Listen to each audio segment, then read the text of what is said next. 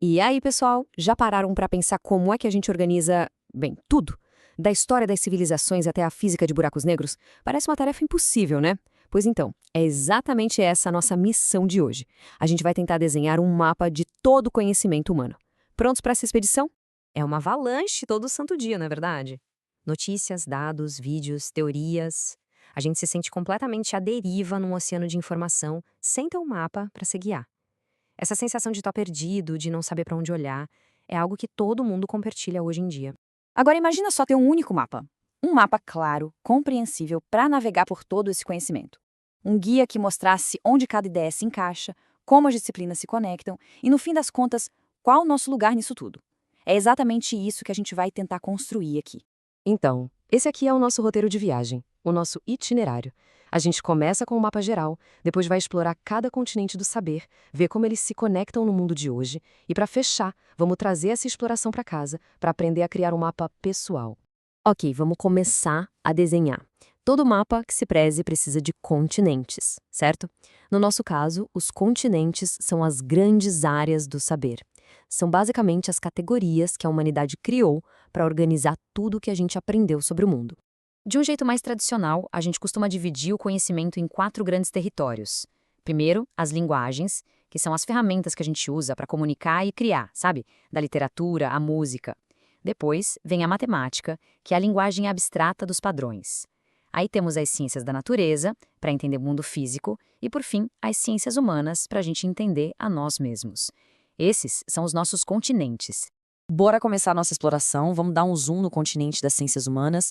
Afinal de contas, para a gente saber para onde está indo, é fundamental entender de onde a gente veio. E a disciplina que nos guia nessa jornada é a história. Olha, história não é só uma lista de datas para decorar. De jeito nenhum. É um trabalho de detetive. O grego Heródoto, conhecido como o pai da história, chamava o que ele fazia de investigação. E é isso mesmo. O objetivo é pegar os pedaços, os vestígios do passado, um vaso, uma carta, um fóssil, e a partir daí tecer uma narrativa que faça sentido, que nos explique como chegamos até aqui. E essa linha do tempo aqui mostra a principal ferramenta do historiador, a periodização. E isso não é aleatório, não. Cada salto, como o da pré-história para a Idade Antiga, é marcado por uma revolução. Nesse caso, a invenção da escrita. Da mesma forma que a Revolução Francesa nos joga na Idade Contemporânea. São marcos que nos ajudam a navegar por essa jornada imensa. E aqui vai uma regra de ouro para qualquer pessoa que queira explorar o passado, evitar o tal do anacronismo. A gente não pode julgar um rei do século XII com os ideais democráticos de hoje, entende? Entender a história é mergulhar no contexto de cada época, nos termos daquela própria época. Certo. Deixando o continente da experiência humana, vamos agora para um lugar mais abstrato, o continente da lógica pura, a matemática. Se a história conta a nossa história, a matemática, bem, ela parece contar a história do próprio universo. Esquece aquela ideia de que matemática é só fazer conta. Na verdade, ela é a ciência dos padrões. Seja no formato de uma concha, na órbita de um planeta ou na estrutura de um código de computador, a matemática nos dá as ferramentas para entender a lógica que existe por baixo de tudo na realidade. E essa tabela aqui ilustra perfeitamente como o abstrato se torna algo super concreto. A teoria dos números, que parecia uma viagem total na abstração, é o que garante a segurança das nossas senhas. A álgebra linear é o que dá vida à inteligência artificial. A matemática não está distante, ela está construindo o nosso mundo agora mesmo.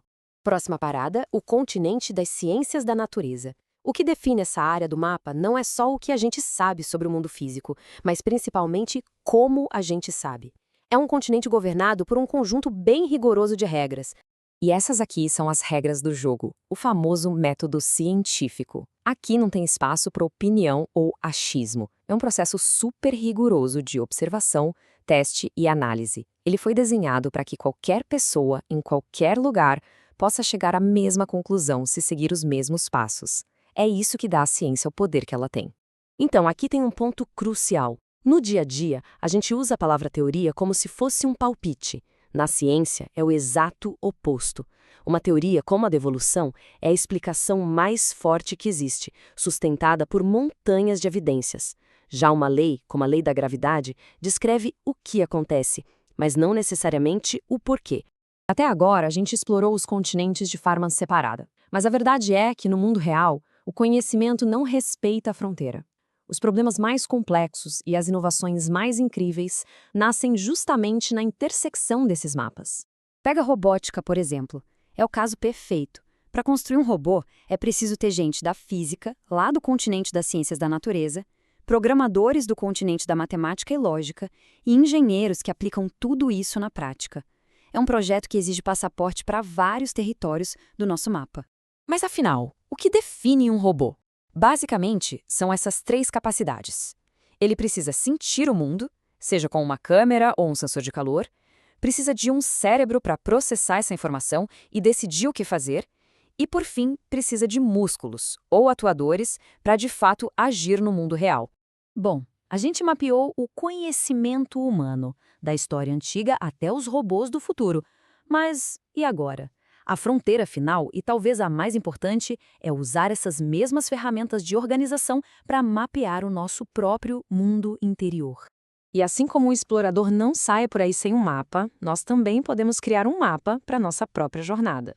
Um plano de vida. E não é para ser uma sentença, mas sim uma bússola, um conjunto de ferramentas para a gente navegar de forma ativa na direção dos nossos objetivos.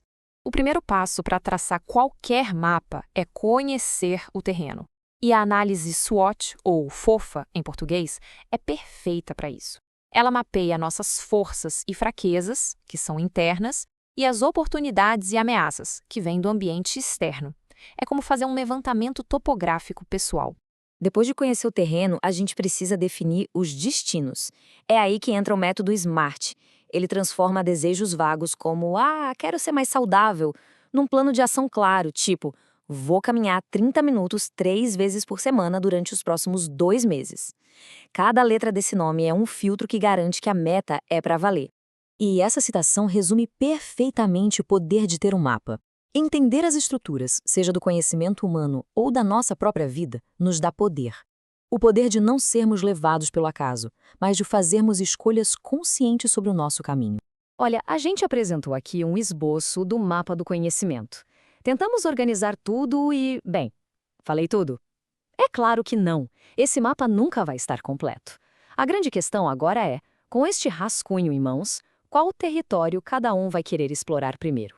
A aventura está só começando.